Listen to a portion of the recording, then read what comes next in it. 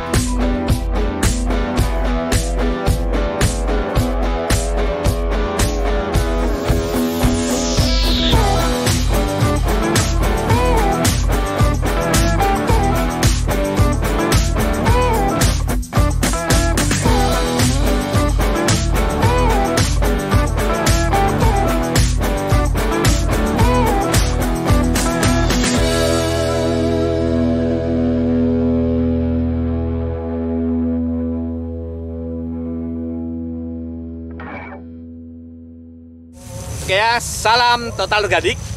Kita berada di klaster ya, di Kabupaten Indramayu di bawah binaan BIKBW Cirebon ya, Jawa Barat.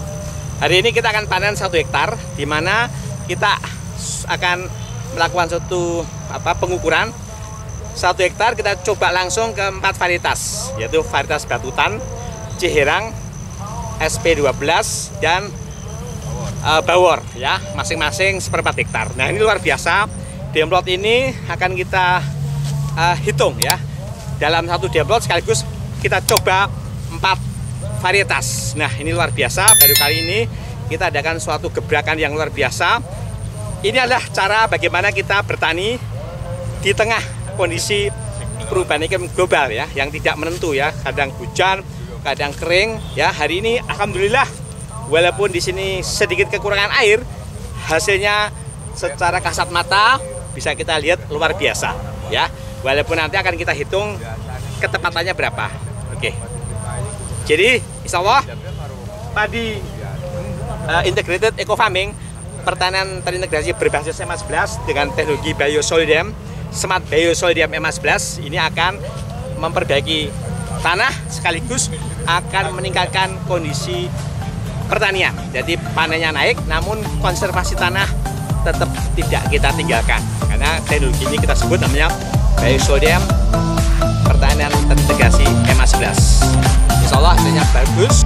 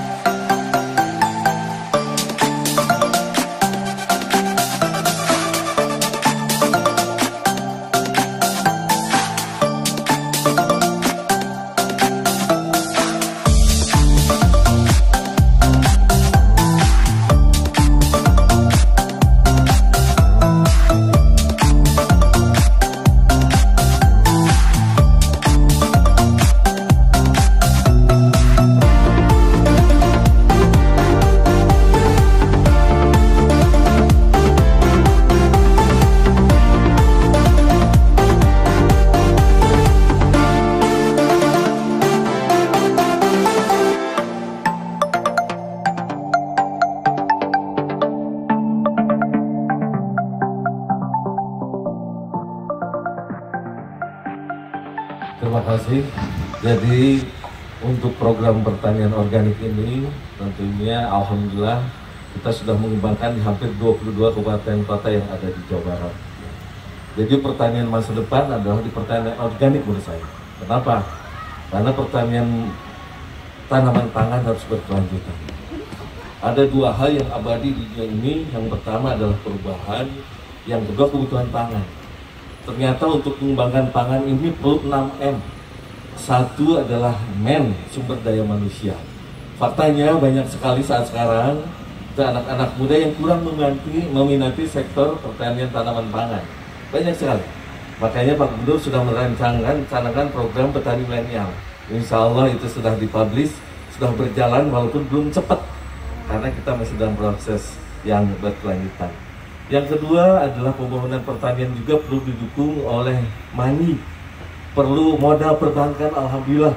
Kami sekarang sudah bekerja sama tidak hanya dengan bank milik usaha daerah, tetapi juga dengan Bank Himbara. Termasuk di dalamnya ada BNI, BRI, dan lain sebagainya. Kenapa? Bapak Dr. Insinyur Nugroho Widyasmadi yang luar biasa. Tadi saya sempat main ke sana, Pak. Itu lihat botol-botolnya itu untuk kalangan sendiri dan campur-campurannya, dan banyak riset-riset dari kampus-kampus ternama, salah satu UGM yang tadi saya baca ya, itu hasilnya 0, kemudian yang lain, racun-racun yang lain tidak terdeteksi. Ini harus kita tanya sama pakarnya nih ya, kenapa bisa begitu? Mungkin bisa dijelaskan Pak secara gamblang tentang program padi organik menggunakan MA11 ini. Oke, terima kasih. Sedikit saja biar nggak mengganggu ini, mohon maaf. Ya, silakan, Pak. Terima kasih. Jadi kami memang sudah mendampingi KBWPI Cirebon itu sudah kurang lebih 1 tahun itu ya. Namun sebelumnya kami sudah 10 tahun itu berkeliling Indonesia mendampingi BI di seluruh Indonesia. Ya. Jadi kami memang sebagai ekspert Bank Indonesia khusus bidang tanaman pangan dan lingkungan sebenarnya. Oke. Jadi kalau tadi menjawab bahwa kita harus meyakini ya, serius harus meyakini. Jadi sebenarnya itulah kata kunci yang hari ini petani itu perlu kita bangun dengan suatu ilmu. Nah, kita sudah mengantisipasi 10 tahun yang lalu ketika ada suatu gejala perubahan iklim yang sebenarnya sangat meresahkan bagi semua sektor, yaitu perubahan iklim global itu 10 tahun lalu sudah diwacanakan, dan juga masalah krisis ekonomi, krisis pangan yang memang itu mengganggu dunia.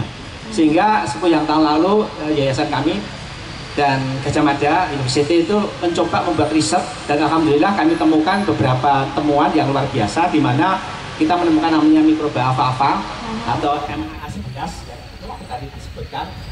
Mikroba alfalfa adalah rantai molekul yang bisa kita pecah dalam hitungan cepat jam. Itu rantai molekul yang cukup lama dipecah, terutama lignin, terutama serat itu perlu waktu mungkin 2 minggu, 3 minggu. Ini alhamdulillah 2 malam sudah selesai. Nah, ini sudah kita uji cobakan di seluruh Indonesia dan sudah diverifikasi semua oleh instansi yang bertanggung jawab, oleh Kementan, oleh IPB, bahkan oleh di Manila dan beberapa universitas yang ternama, Colorado misalnya. Nah, dengan kecepatan inilah sebenarnya ada revolusi yang sudah kita lakukan di seluruh Indonesia.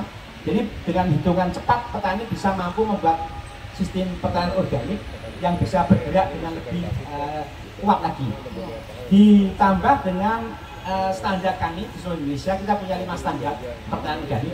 Mohon maaf, bertani selama ini kita memang kadang-kadang tidak terlalu menggunakan standar. Jadi kira-kira memang ya, kira-kira itu ya pupuknya dikira-kira dan seterusnya. Hasilnya juga kira-kira seberapa ya juga nggak tahu juga.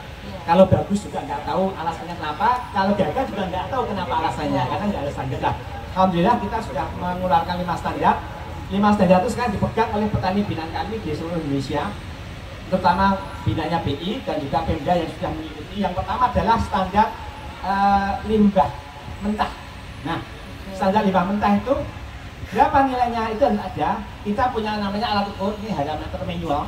Itu kita ciptakan sendiri dengan sebenarnya di pasaran ada, namun kita modifikasi unsur sensornya, jadi dia peka terhadap ion organik ya. Intinya limbah mentah itu ada angkanya kalau yang memenuhi syarat, yaitu di angka 2000. Selama ini mohon maaf, ternyata hampir 99% petani menggunakan pupuk dari limbah mentah dari kandang itu di bawah 500 kena hujan dan matahari, Bapak. Nah, inilah kata kunci kenapa organik tidak bisa lebih hebat dari kimia. pasti gagal dan di bawah kimia. Mohon maaf ini tadi langsung meninggalkan yang kimia. Yang kimia biasa 5 kita 11 karena kita terukur. Nah ya, ini limbah mentah harus 2000. Terus kalau jadi uret selama 2 hari dengan mikroba itu bisa menjadi 4000 Pak. Nah jadi 4000 itu dengan kata lain molekulnya sudah pecah, sudah bisa diserap oleh akar. Nah ini, jadi Pak Mara, petani sini sudah kita didik, Bapak jangan masukkan pupuk kalau nilainya belum di angka 2000. Nah, jadi nggak kira-kira lagi sekarang ya. Asesmen kita tuh di awal jangan menggunakan limbah kalau di bawah 2000, itu asesmen pertama. Asesmen kedua, jangan bawa pupuk ke sawah kalau nilainya belum 4000. Nah, yang ketiga Pak, yang ketiga kesehatan tanah dulu. Jadi petani kami dilarang tanam sebelum tanahnya sehat. Nah, sekali lagi kita kebanyakan gagal karena langsung tanam Bapak.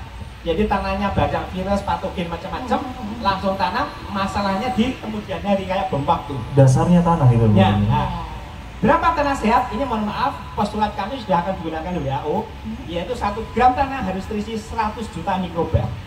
Nah, 1 gram per 1 gram. 1 sendok tanah itu harus dijaga oleh 100 juta mikroba. Wow. Nah, caranya bagaimana? Ini Pak Mara sudah tahu nih hari ini yang dapat. Hebat ya.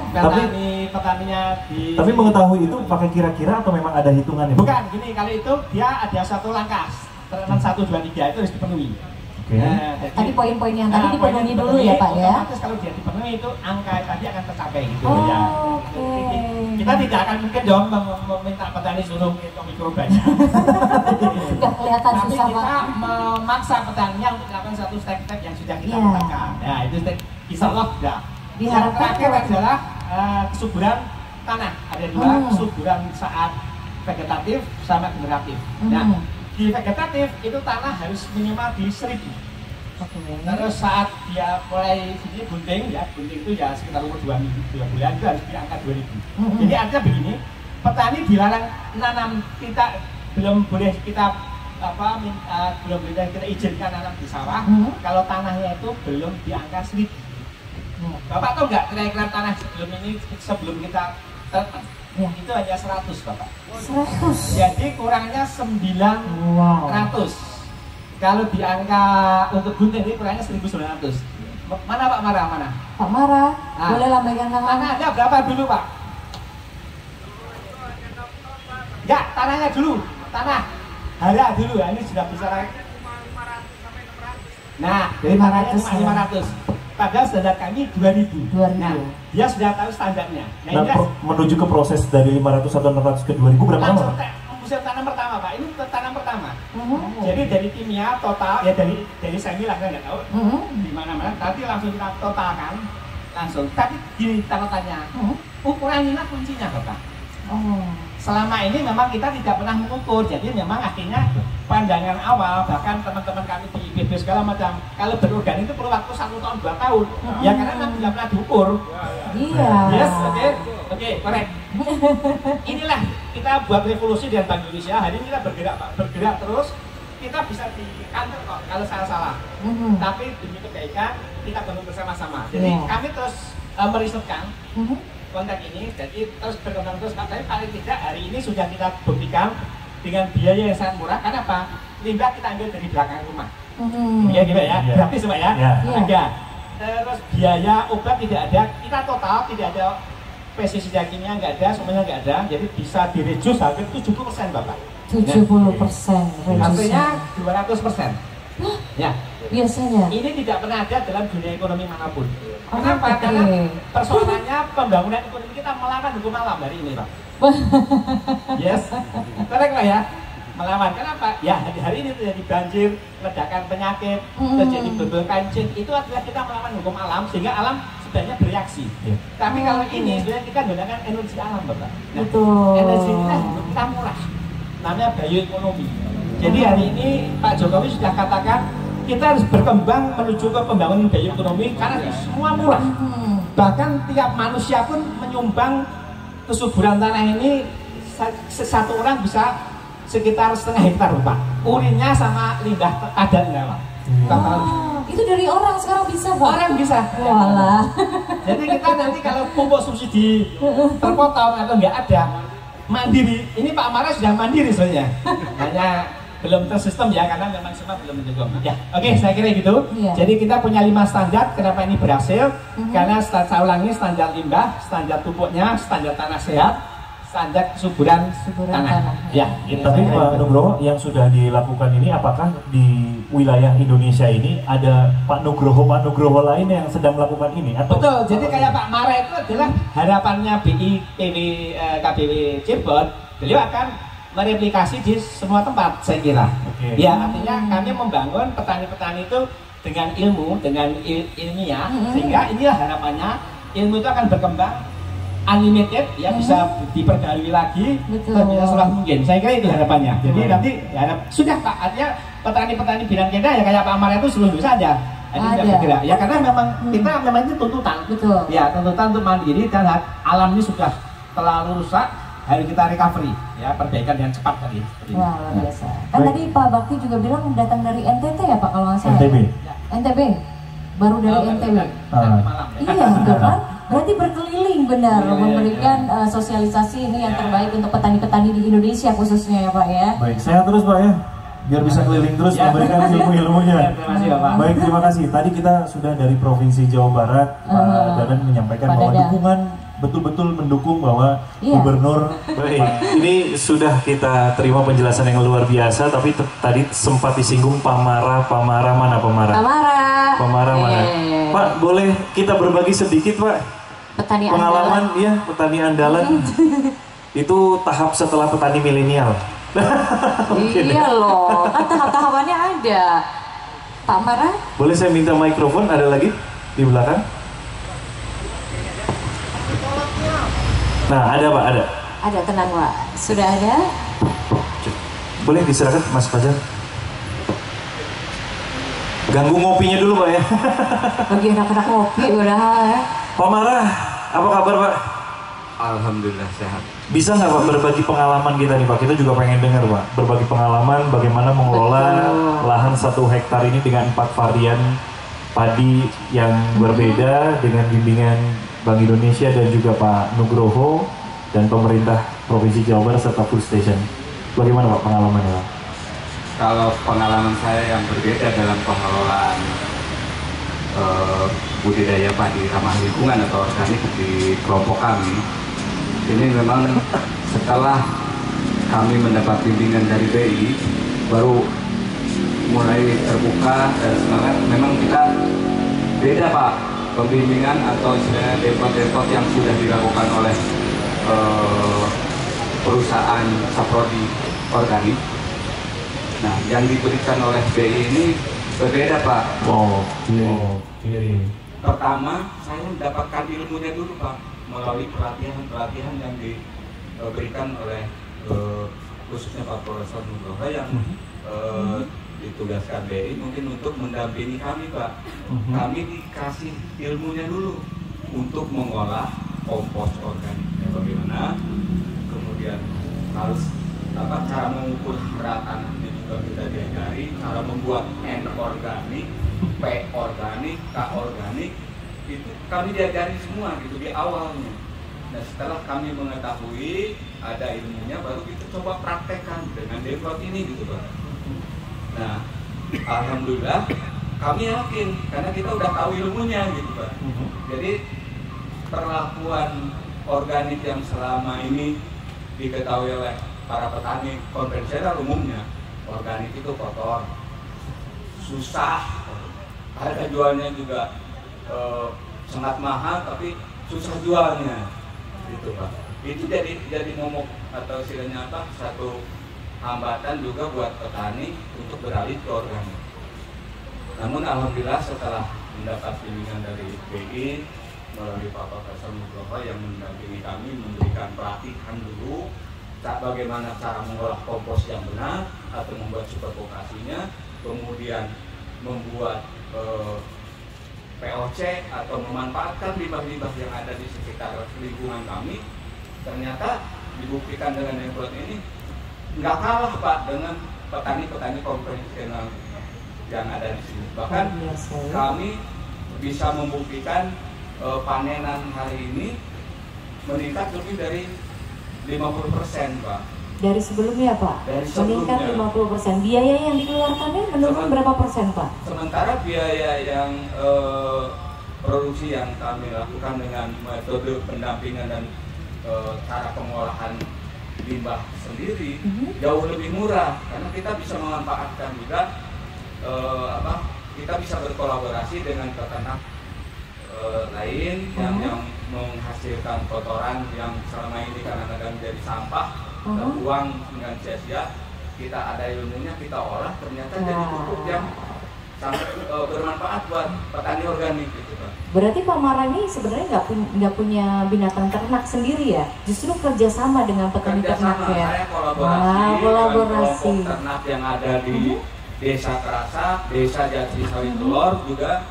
Kita memanfaatkan limbah ternaknya, kemudian kita juga karena punya ilmu saat diajari untuk membuat fermentasi, bahkan kita ajari dari teman-teman petani organik ke peternak sekitar untuk mengolah sampah organik atau hasil jerami ini bisa jadi pakan ternak.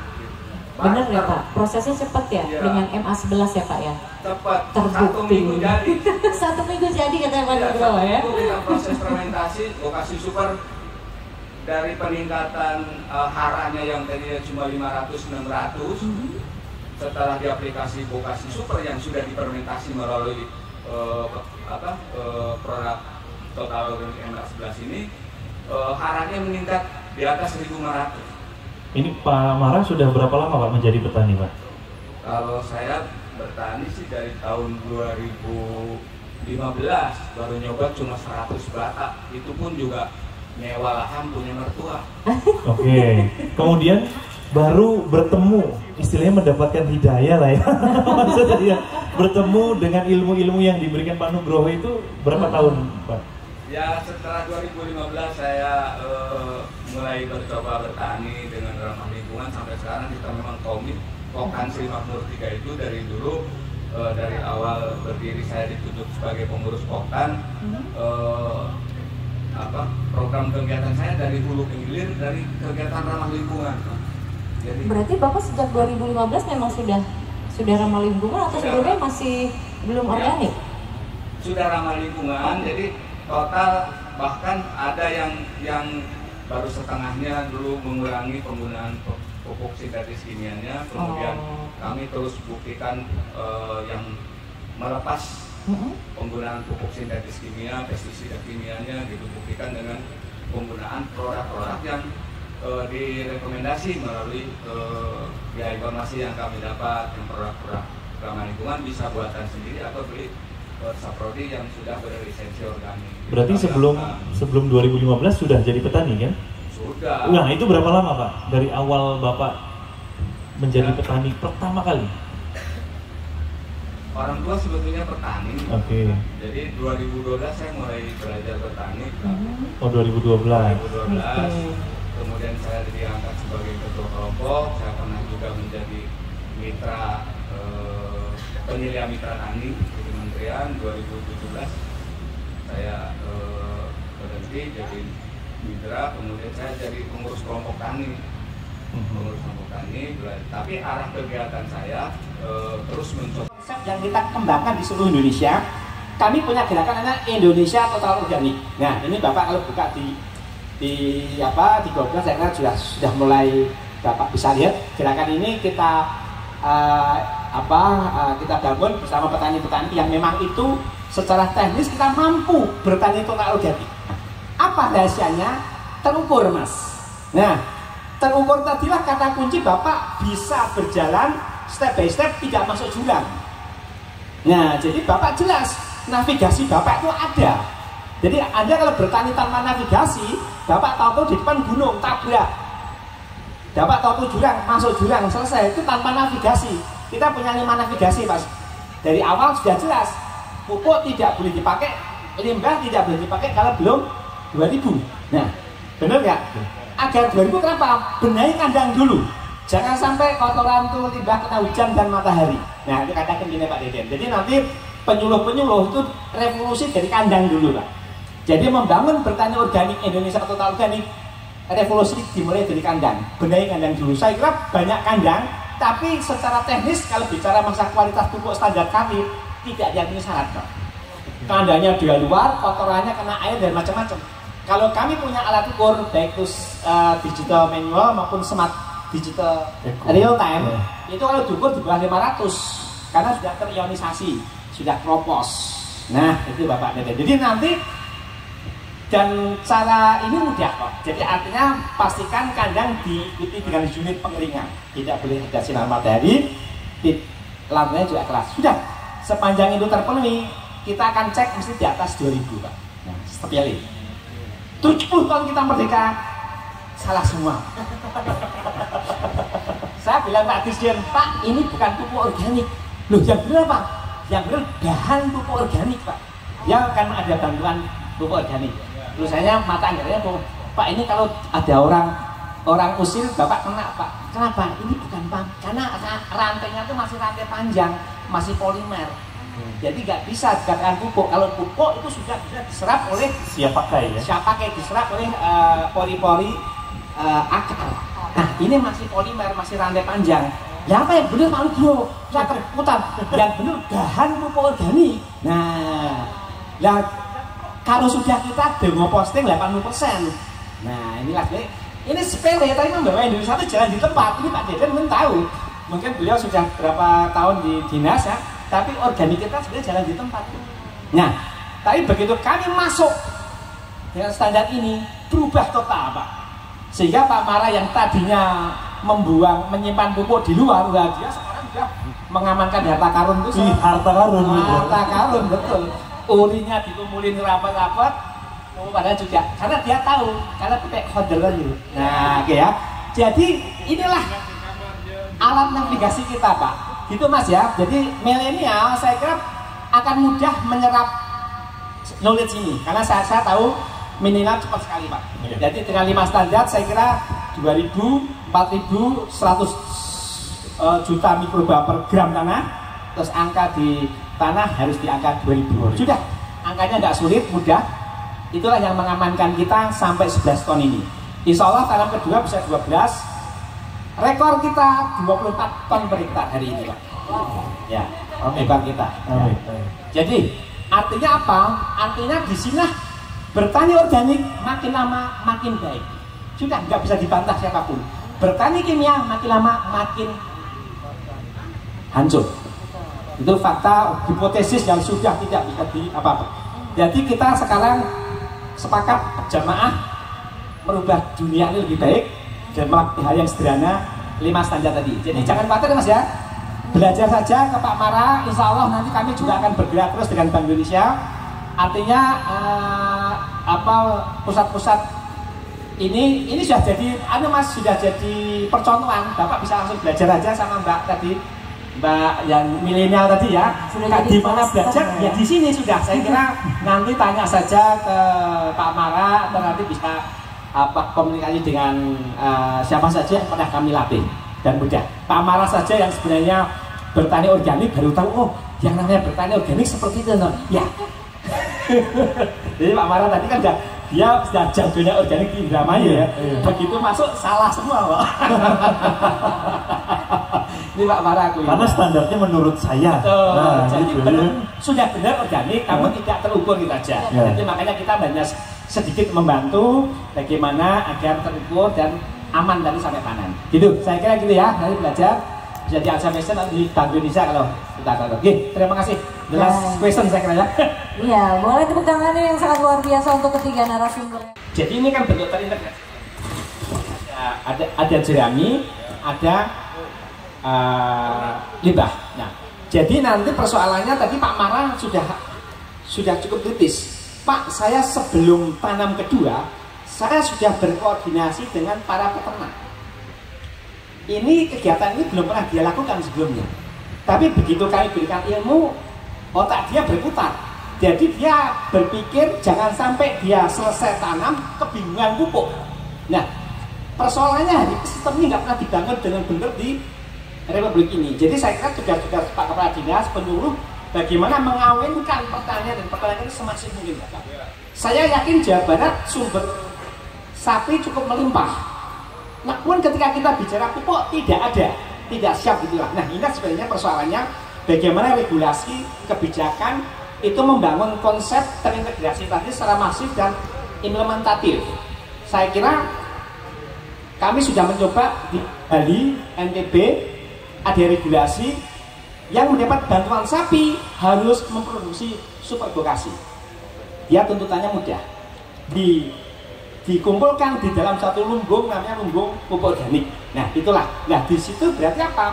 Yang dapat bantuan sapi tadi secara teknis dia punya kewajiban. Di sisi lain, di situ ada lumbung pupuk yang tersedia setiap saat. Nah saya kira itu menjadi penting. Ilmu ini mudah, saya jamin. Penyuluh bisa saya berikan sehari 2 hari selesai. Pak Amara juga sama. Tapi persoalannya di lapangan yang nanti akan menjadi muncul. Nah saya kira dari Dinas Peternakan, Dirjen Peternakan, Pertanian itu berkumpul saja bagaimana konsep ini bisa diturunkan sampai ke bawah menjadi suatu regulasi data yang itu netik. Karena apa? Petani butuh pupuk, peternak butuh pakan. Nah ini ya, jadi persoalannya. Padahal sekarang kedaulatan pakan, kemandirian pakan juga sangat mengerikan karena jagung selalu impor dan seterusnya, Kediri impor. Padahal kita punya pupuk yang bagus. Di Tasikmalaya ada suatu contoh yang bagus. Kami bisa menekan biaya pakan itu 30 gram per ekor per ayam per hari untuk pakan ayam. Jadi kotoran ayam untuk menanam jagung, jagungnya kita hancurkan sendiri untuk pakan ayam. Jadi sistem inilah sebenarnya yang membangun dunia peternakan. Jadi saya kira bicara pertanian, peternakan dan pertanian bagian satu kesatuan yang tidak bisa dipisahkan. Jawabannya gitu Pak ya. Saya kira itu yang jadi PR kita bersama sebenarnya Pak, yang hari ini harus Bapak kembangkan di tingkat tataran kebijakan. Ya. Kalau detektornya Pak, alatnya nanti biar kita dapatkan ilmu atau dapat bonus buat Pak Kadisnya. Ini cuma satu, nanti insya Allah kita perlu waktu 2 minggu untuk untuk membuat. Jadi nanti Bapak bisa hubungan asisten saya di pasar aja, nanti kita akan buatkan Pak. Ya, terima kasih. Ya, terima kasih. Berarti PO alatnya ya, nggak ready stock loh.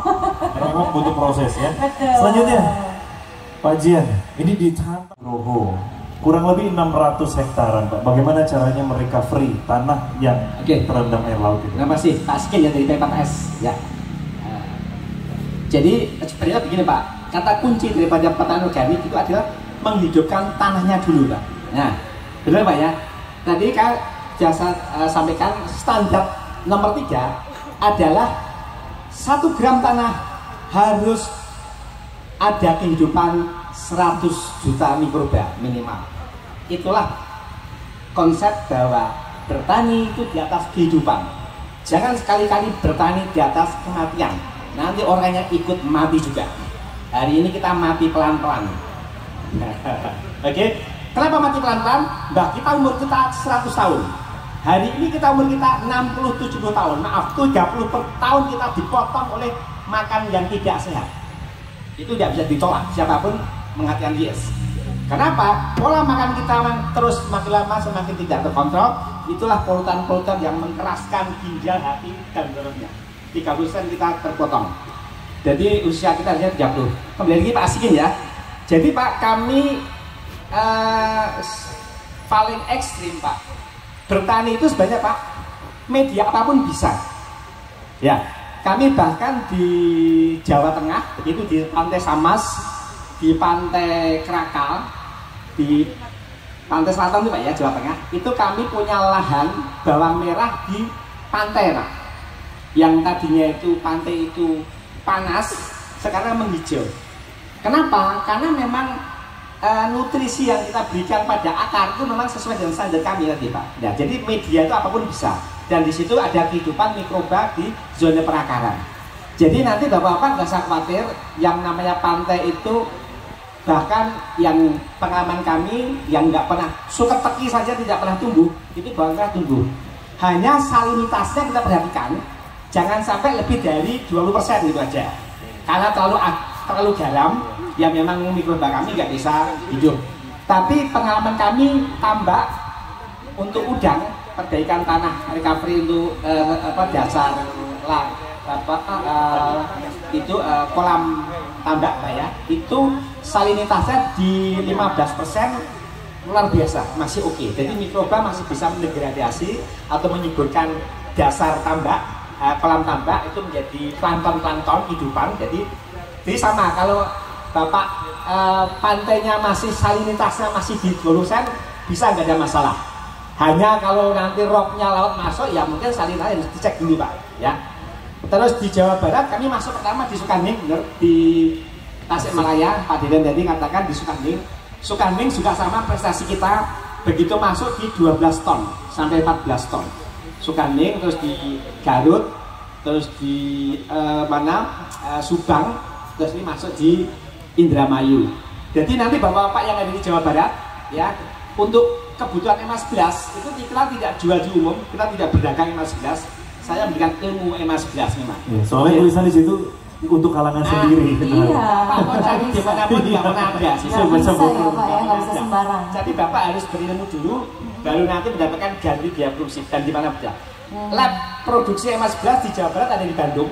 Jadi bapak kalau butuh bisa ke Bandung. Insya Allah mungkin di Cirebon juga akan segera didirikan.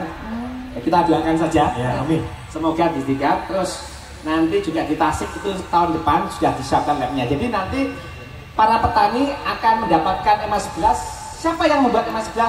Petani juga. Jadi kami ajari ilmu ini, ilmu yang turun dari langit, kita turunkan untuk rakyat. Ini mau dibeli Malaysia hampir 10 M per bulannya Pak. Wow. Saya tolak. Bagus Pak. Ya. Raja itu datang ke tempat saya Pak, fotonya ada, kalau mau tahu tak bukakan. Jadi dia tidak ke SBY, langsung ke saya Pak. Zamannya SBY dulu. Iya. Jadi negara yang menguasai Microbacter biofertilizer secepat ini akan ada kunci. Jadi ini ada gambarnya, bisa untuk pakan, pupuk, pangan, energi dan konservasi. Ya, konservasi contohnya di tanah yang mati Pak, bisa hidup. Saya kesini sudah nggak pakai premium, pakainya bioetanol Pak. Jadi bioetanol di mana seperti ini Bapak, lihat.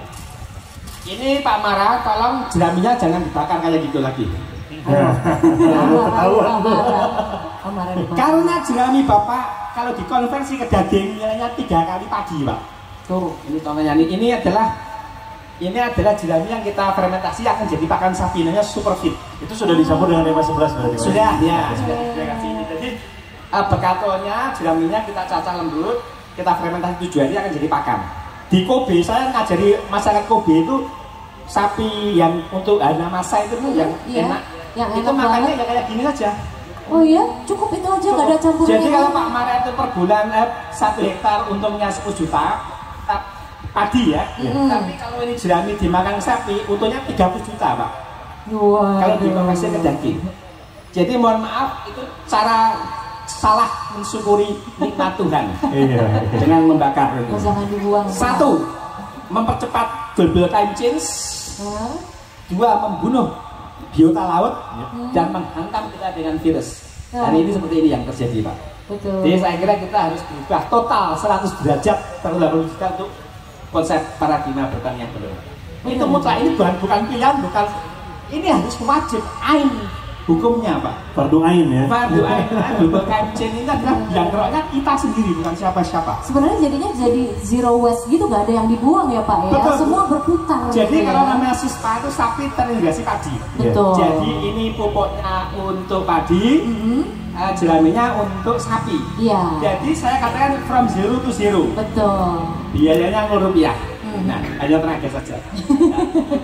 Iya. Oke. Ini dari kandang, ini dari sawah.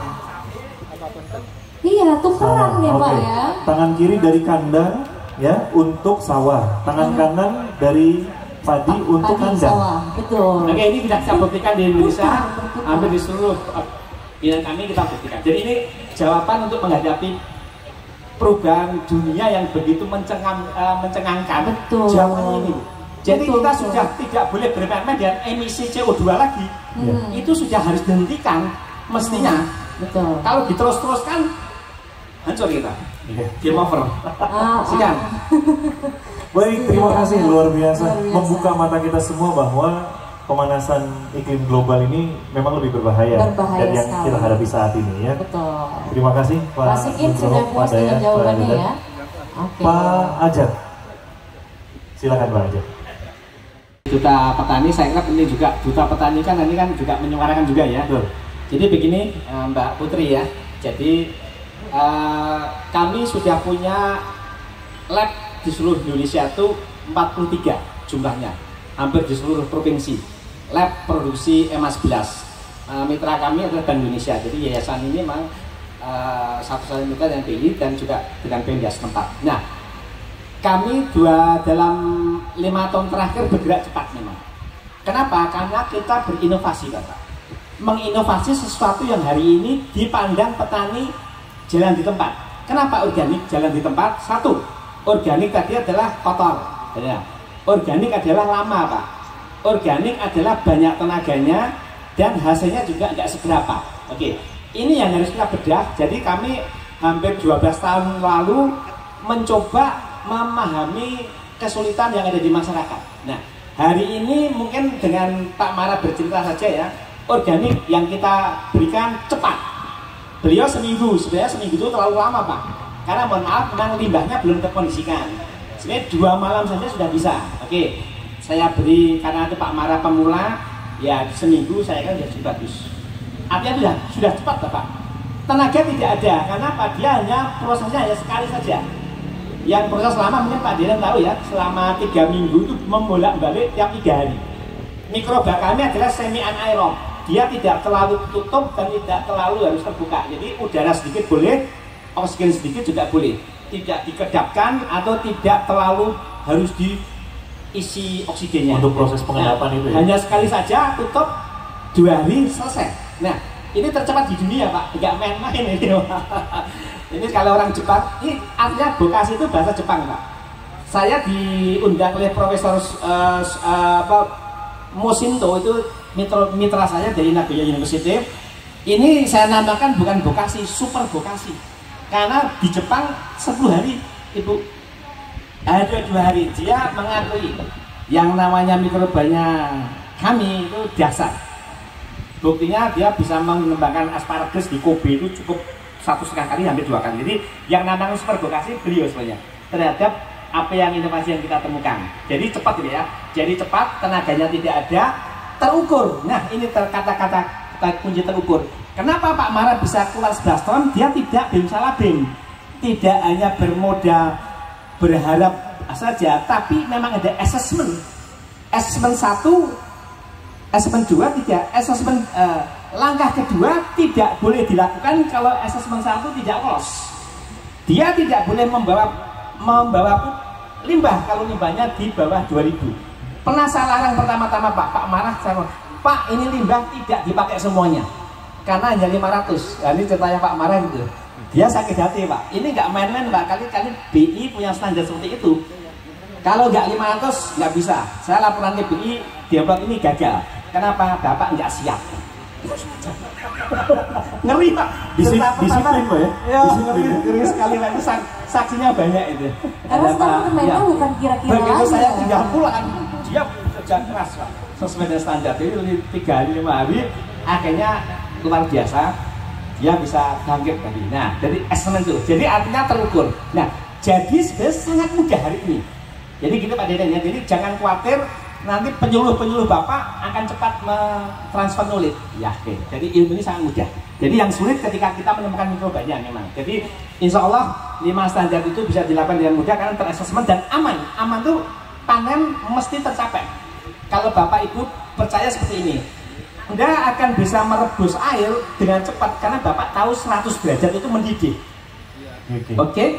Tapi kalau Bapak Ibu nggak tahu 100 derajat mendidih, bisa sehari, 2 hari, seminggu nggak mendidih. Itu namanya holder.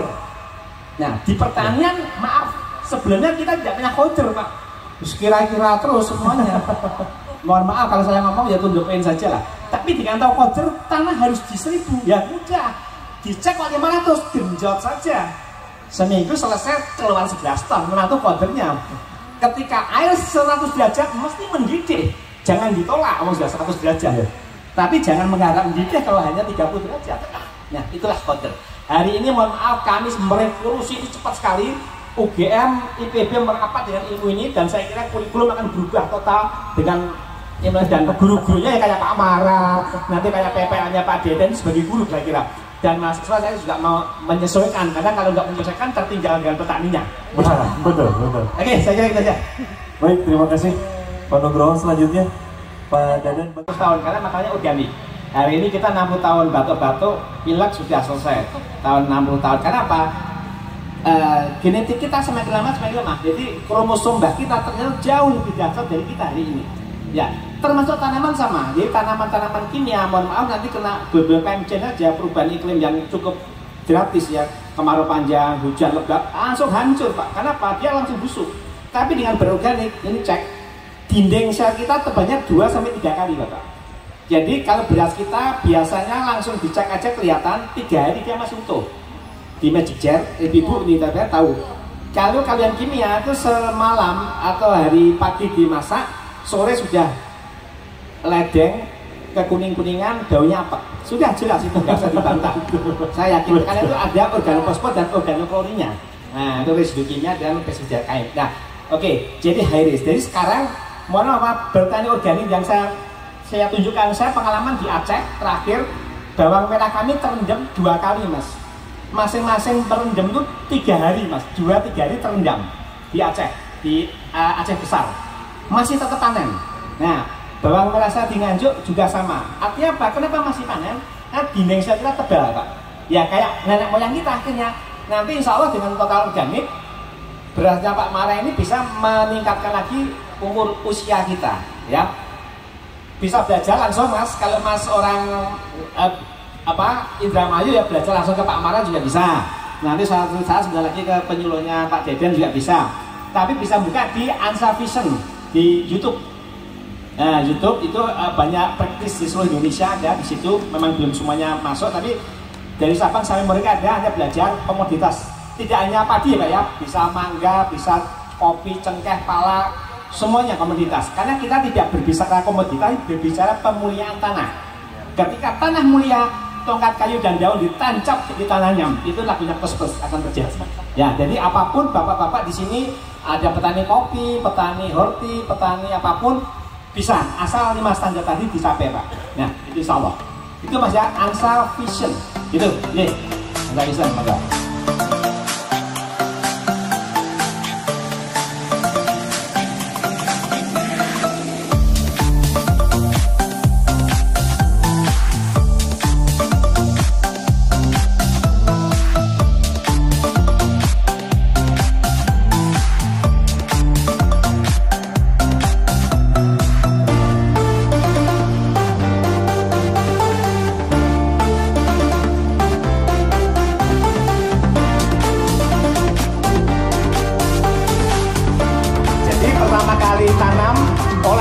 Sampai dia panen itu kita beri kita beri alat namanya parameter organik.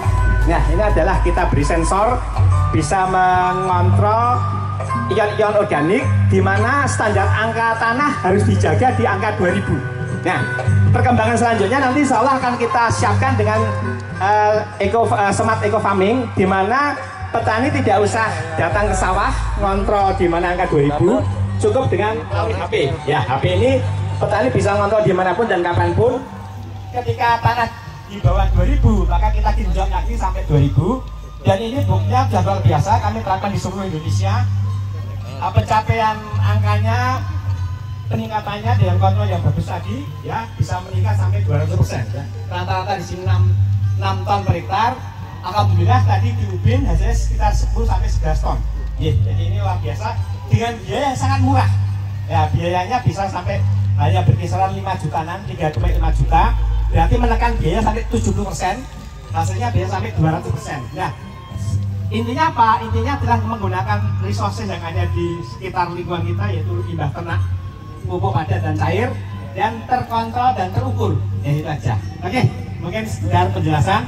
Silakan Bapak menuju ke tempat panen. Oke, terima kasih. Baik, terima kasih. Hujan tuh bulan ini sampai ini, ya kan? Musim kemarau tuh bulan ini sampai ini. Sekarang kan seperti nggak bisa ditentukan. Ya, sekarang. betul. Tiba-tiba nanti 2 hari kemudian kita hujan terus gitu ya. Selain kita sudah mengubin, sekarang kita masuk ke proses pemanenan yang mesin memotong motor ya, mobil. Ya. Oke. Ini akan kita panen